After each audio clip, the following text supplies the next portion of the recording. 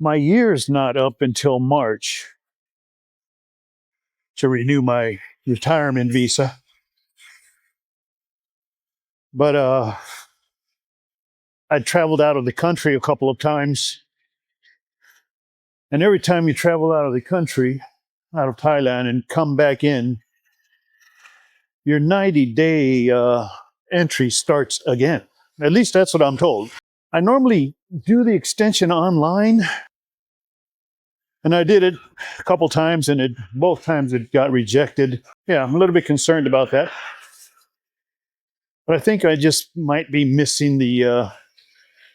they ask a question about when did you enter Thailand?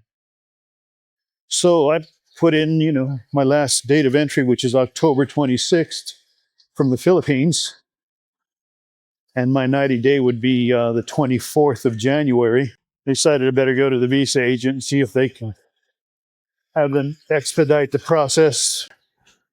I'm going to have them review my stamps as well, make sure that everything's in order. That's the chore for today. All right, talk to you in a minute.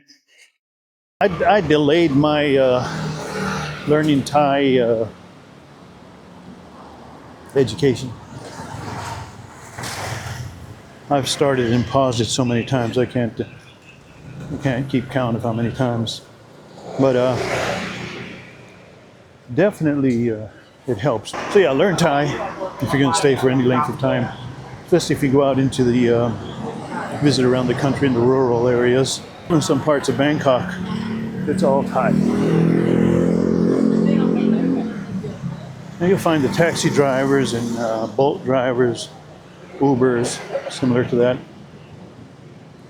They have a grasp of, most of them have a small grasp of English, are able to communicate with you. You can always break out the Google Translate. Okay. Yeah, so if you are coming here to stay long term, I would say 6 months or more is long term. A lot of folks will grab the first condo they see. And I've been guilty of that. While you're in the searching phase, get a short-term rental at a couple places. Check out a studio apartment someplace, check out a one-bedroom someplace, and see what size fits you the best. A lot of it has to do with the complex. Complex that has all of the workspace, amenities, gyms, and outdoor areas, so that's not too bad. Or you can get a complex that really you have a room, a studio, and not very much outdoor or recreation area. So yeah, check out a couple places before you move in, before you sign a long-term lease. I mean, it's happened to a lot of expats here. They come, they get a place, and they're like, man, I need a bigger place.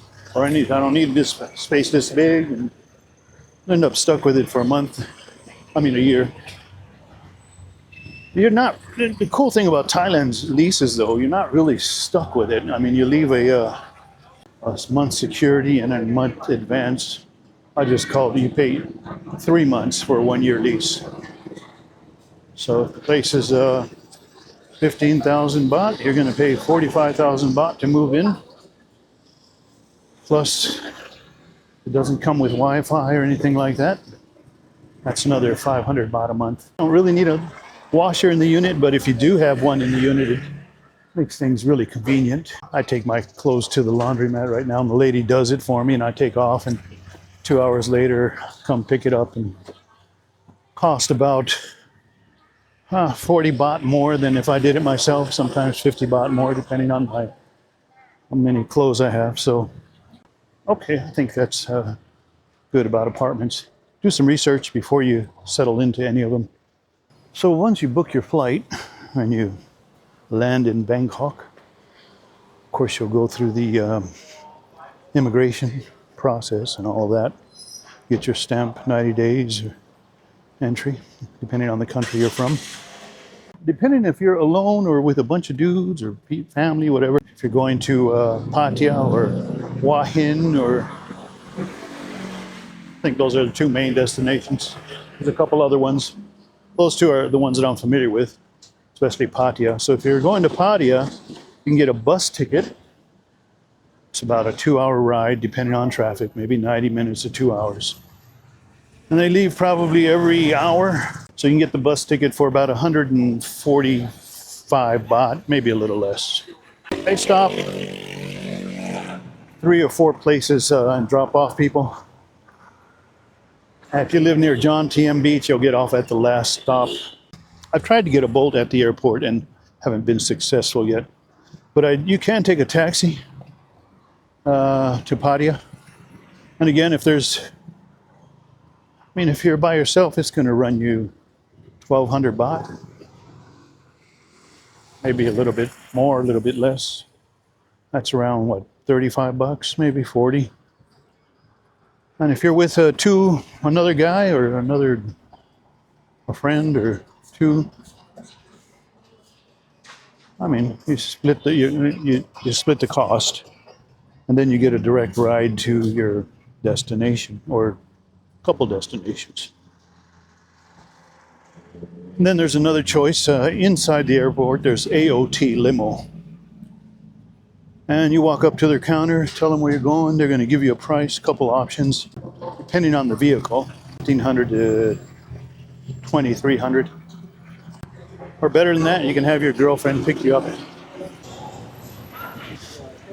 So the beer garden right there, that's a pretty nice place to eat and chill. Usually you don't need anything to handle all. That's what you pay for, is the convenience of them expediting the process. Some people want to do it on their own. I understand. Go ahead and do it on your own. Well, it's not for me. Are they open?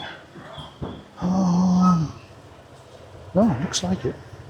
Ooh, holiday.